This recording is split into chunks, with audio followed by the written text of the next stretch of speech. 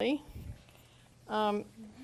I think the Farm Link program is a way that sometimes new farmers can get into agriculture.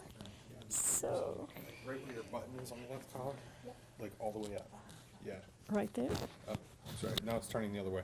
So put it on your right collar. You just have to aim it toward your mouth, or else it fades off. Can you do it? Sure. You have to like put it super close. This. When that thing pops up, do I just have to hit it, or does Just it go talk away? as loud as you can, because I have everything cranked up as high as it goes, and they're still having this error come up. So just talk loud. Okay. Hopefully you can hear me at the other two locations. So I'm Robin Brumfield. I'm the farm management specialist here at Rutgers. I've been here for 32 years now. I was at Penn State for 5 years before that. So I'm going to follow up on some of the things that Dawn covered, and also to follow up on what she said about Ag Plan. That's a great plan to do your business plan, and you should be able to make me or somebody else who agrees to be your reviewer. We had a little snag with one person who asked me to be a reviewer because we changed all of our email addresses at Rutgers, and so Ag Plan knew me by the old email address. I think it's working now, so if you'd like me to review it, just go in and put me in as a reviewer. If you tried it before and it didn't work, try again. If we have glitches, the University of Minnesota said they will solve it, but they said first try just selecting me if you've done it before and it didn't work. So I have been trying to get to your plans. We just had that. We seem to be full of technical glitches this year, so I apologize for that. Oh, you said page down. Or is it page up? It's not doing anything.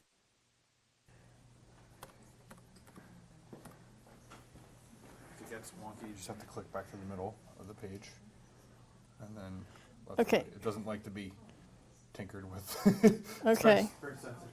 So page down. So right now, for agriculture, costs have been rising for the last few years, but our prices have been relatively flat. So it makes it tough. When I started, like I said, I've been at Rutgers 32 years. I was at Penn State for 5 years. Before that, I was at North Carolina State as a graduate student. Before that, back when I was a graduate student and looking at income statements and balance sheets, that's what I did for my PhD thesis, you could pretty much grow everything you wanted and make money because there was more demand than supply. Totally reversed now. There's more supply than demand. So what I do is actually become more popular, unfortunately for you guys. So it's an increasingly competitive world. I just went and yesterday visited one of our top growers in the state, and I was there the last time about 8 years ago, and he's totally changed all the things he's producing because it's so competitive. He constantly has to come up with new crops. That's a niche that nobody else has discovered. Once everybody else finds out, hey, I can make money doing this, he has to move on to the next thing. So you're going to have to do that too. And I am actually so proud of our growers in the state. We have so many different kinds of agriculture. You guys have taken advantage of some of the opportunities we have, like being close to the high-income market. We're also looking at some of the food insecurity situations. So find a niche that nobody else is doing is important. So anyway, there's lots of concerns. You know, horticulture used to be the green industry. Now everybody's saying you're putting too much fertilizer, too much pesticides. So we're getting bombarded from all sides. But some of the opportunities are people want organic, they want local, they want pollinators. With the green industry, which is using greenhouses, which is often what you find in urban agriculture, it's a mature market. So the profitability just isn't there that used to be. Okay, and I've got to figure out how to do this. So we call this sort of a cost price squeeze. So prices are going down. There's been lots of consolidation in the industry. I even heard the Secretary of Ag say you've got to go big or get out of business. You know, I hate to hear that. I've seen, though, from the 40 plus years that I've been working in the industry, I think small growers can be very profitable and large growers can be very profitable. The problem is in the middle, getting through that position. Because when you're small, you can adjust, you can change things very quickly. It's usually only you can not pay you can get an outside job. When you're big, you've already gotten big, you've got economies of scale, but it's getting through that middle position that's hard. And there's several reasons that I think that that's difficult. One is that, you know, you can do everything yourself when you're small. When you get a little bit bigger, you need a half of an extra person, not a whole person. Hard to find that. You've created this baby, so it's yours, so it's hard to let go. It's hard to let that new person make the decisions.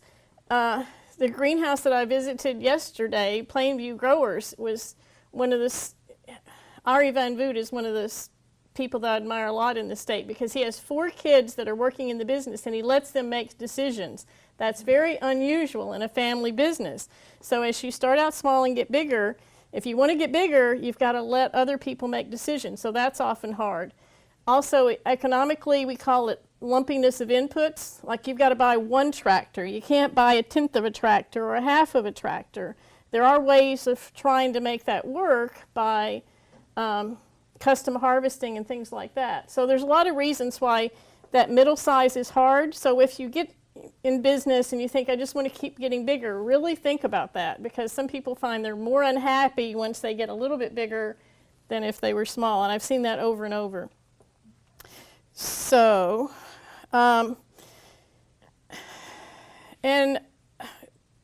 most people in the past have always got into farming because they like to farm. They like doing the stuff outside. They don't really like looking at these numbers. I'm finding that's a little bit changed now because some of the new people in agriculture have come from a Wall Street background, so they like the numbers. But I can't just tell you how much it's going to cost you to produce whatever crop you're growing because your costs are going to be different. Even if the next door neighbor is growing the exact same thing as you, you're going to have differences in cost because of the size of your operation, where you're located, how you manage the business. You may be high-tech, they may be low-tech, or vice versa. Even within that greenhouse, different times of the year is going to make the cost different because heating costs are going to be higher in the winter than later in the spring. Where you get the labor, that's a big issue. What you're growing. I found when I started in horticulture, most greenhouses were growing flowers, bedding plants, and poinsettias. They were the bread and butter was bedding plants, and then they go, oh, I've got this greenhouse, what do I do the rest of the year? I'll grow poinsettias. Well, there aren't as many people who want poinsettias as bedding plants, so that became a problem.